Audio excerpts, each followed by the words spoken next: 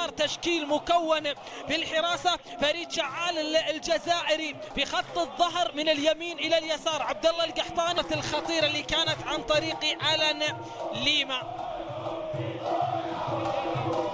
سيباي بشكل ممتاز من محمد فتح الله اللي التشجيع مستمر والتحفيز مستمر من جانب العشاق يريدون أن النجمة يفوز والعودة لسكة الانتصارات بالنسبة لمارد الجوف. زال القتال والسجال الخيبري.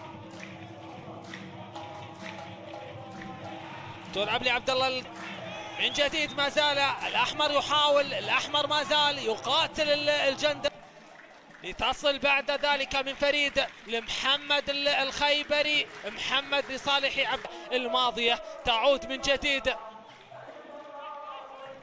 لكن محمد الخيبري محمد فتح الله اللي تابع الكرة الماضية لتعود لقلب الدفاع، لقلب الدفاع الآخر محمد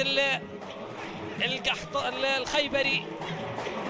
نيزة يتقدمون بهدفين مقابل لا شيء بعرضية يتلقى العلاج حمود الشمري. تلعب الكرة من جانب توني باتيستا.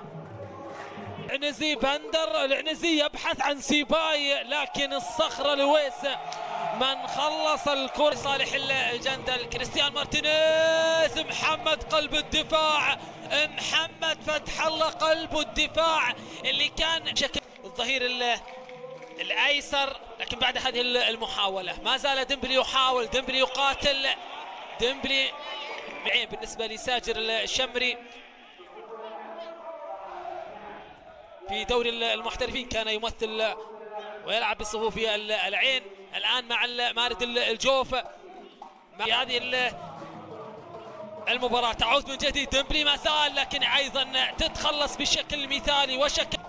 محمد فتح الله ما زال يحاول، تلعب الكرة لصالح من؟ لصالح الجندل اللي كان صبري الزايد التونسي يقاتل بديلا لهرناني أحمد الشمراني، لكن كان بالسلامة أحمد.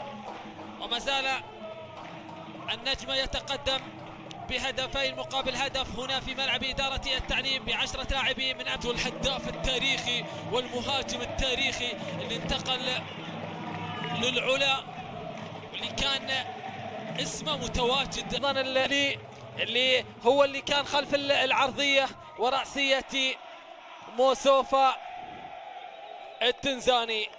عربي في الأسبوع المقبل الثلاثاء في ديربي المنطقة والديربي التاريخي والديربي في خانة الظهير الايسر في شوط المباراة.